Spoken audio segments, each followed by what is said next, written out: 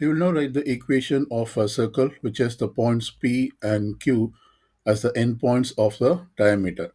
So first I'm going to write the standard equation of a circle, that is x minus h quantity square plus y minus k quantity square, and this equals r squared. So to determine the equation of a circle, we need this coordinates, that is h comma k. H comma k, these are basically the coordinates of the center of the circle, and r represents the radius of the circle. So basically we need to first figure out the center as well as the radius of the circle. Let's see how to determine the center and radius of the circle. So here I have drawn the sketch of the circle which has the endpoints P and Q as the endpoints of the diameter, and C represents the center of the circle. So if we use the midpoint formula, we will get the center of the circle because C is basically the midpoint of a diameter, that is PQ. So first we will utilize the midpoint. The midpoint formula is x1 plus x2 over 2, comma y1 plus y2 over 2. So let's utilize this midpoint formula to determine the coordinates of the center. I'm going to use x1 as 1. This point is x1, y1, and let's consider the point Q as x2, y2. So if you plug it into the midpoint formula, we will get the midpoint, which is basically the coordinates of the center. So I write down this as the coordinates of center, and this equals x1 plus x2, which is 1 plus 5 over 2, comma y1 plus y2, which is 8 minus 6 over 2. Now let's simplify this. So therefore we get C equals 1 plus 5 is 6 over 2. 8 minus 6 is 2 over 2. So this simplifies to 6 over 2 is 3, and 2 by 2 is 1. So basically the coordinates of the center is 3 comma 1. That means we can say that h comma k equals 3 comma 1. Now let's see how to determine the radius of the circle. Radius is basically this distance, that is either CQ or PC, because PQ represents the diameter of the circle. Radius will be half of the diameter. So we can utilize the distance formula to determine either CQ or PQ, which both represents the center. So I'm going to find out CQ using the distance formula. So I write down the coordinates of the center as 3 comma 1, and consider the point Q, which is 5 comma minus 6. Now use the distance formula to determine this radius. So we can write down radius as square root of x2 minus x1 quantity square plus y2 minus y1 quantity square. We can consider the C as x1, y1, and the point Q as x2, y2. And if we plug it into this distance formula, we get the radius as r equals x2 minus x1, which is 5 minus 3 quantity square, plus y2 minus y1, that is negative 6, negative 1 quantity square, and this is under the root. So therefore r equals, we can simplify this, 5 minus 3 is 2, so it becomes 2 square, minus 6 minus 1 is negative 7 quantity square. So 2 square is 4, and negative 7 square is 49. So we get square root of 4 plus 49, which is square root of 53. Therefore r equals square root of 53.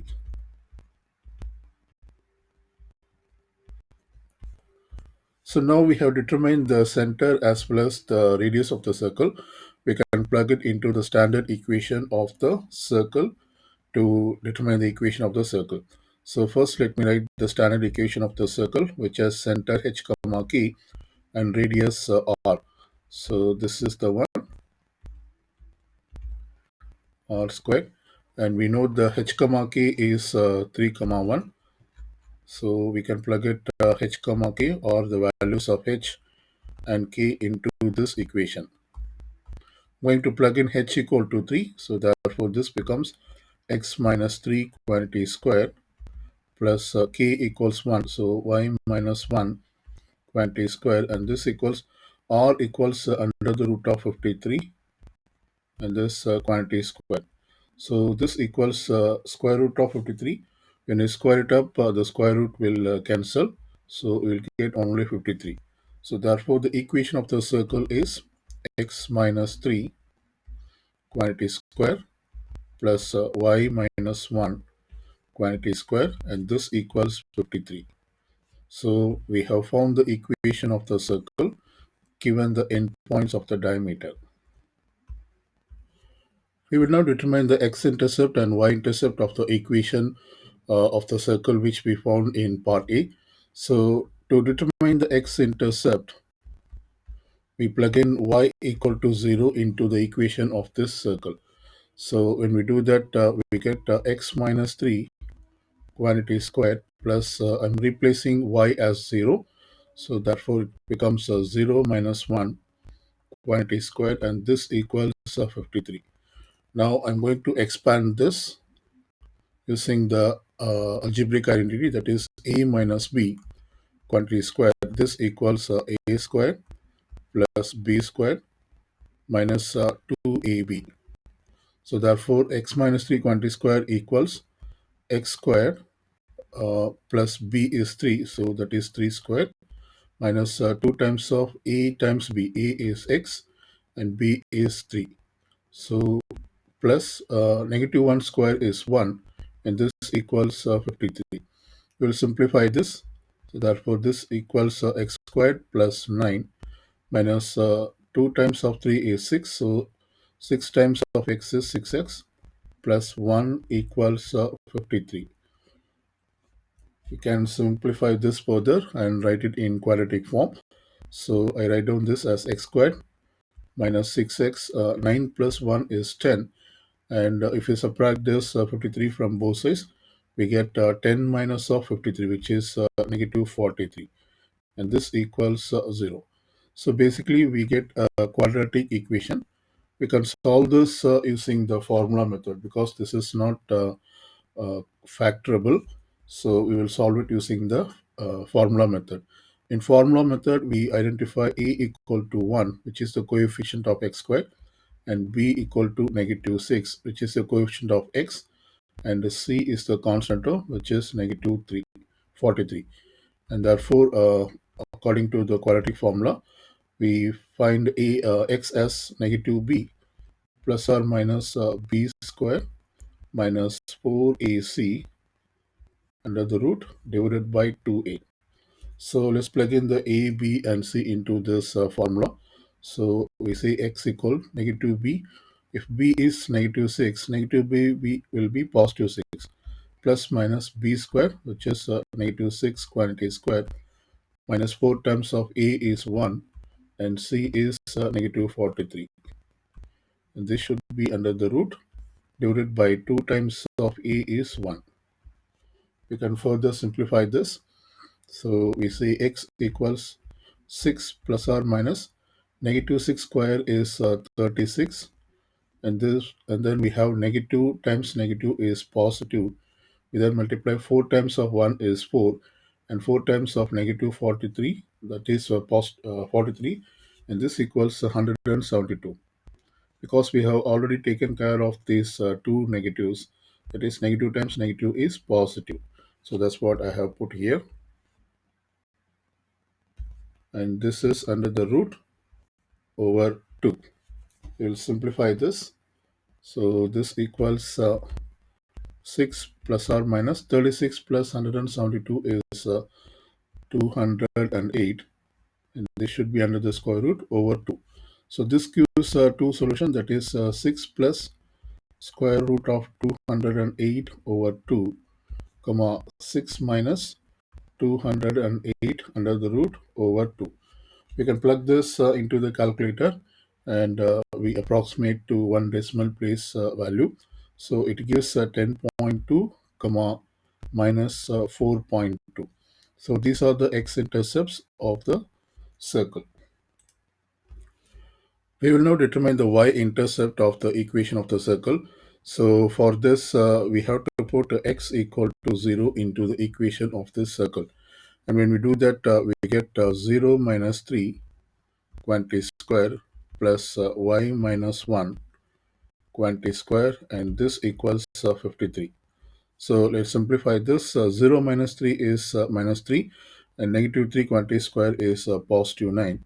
And once again, we can utilize this identity a minus b quantity square to expand this y minus 1 quantity square. And when you do that, we get y squared plus 1 minus of 2y. And this equals 53. We simplify this and solve for y. So I'm going to put y squared first and then negative 2y. This is 9 plus 1 is 10, and we subtract 53 from both sides, so we get negative 43. This equals 0. Once again, this is a quadratic equation, and we can utilize the quadratic formula. So we identify a, this is equal to 1, which is the quotient of y squared, and b, this is equal to negative 2, which is the quotient of y, and c, this equals negative 43, which is the constant term.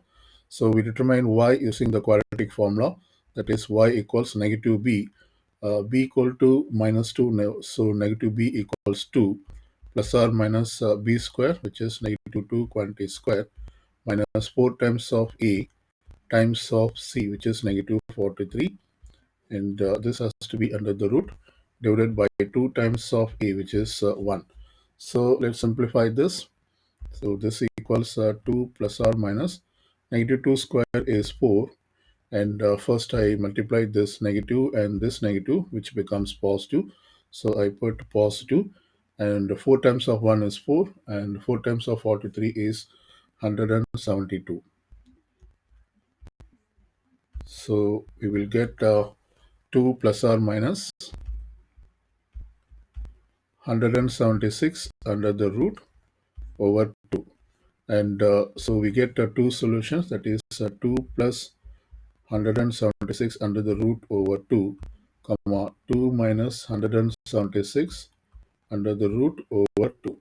And when we simplify or we plug this into the calculator, we get some decimal value, that is this is positive 7.6 and this is negative 5.6. So these are the y-intercepts of the equation of the circle. In part C, we have to graph the circle. So using the points, that is P and Q, which are the endpoints of the diameter of the circle. And we have also determined the x-intercept and y-intercept, as I have indicated over here.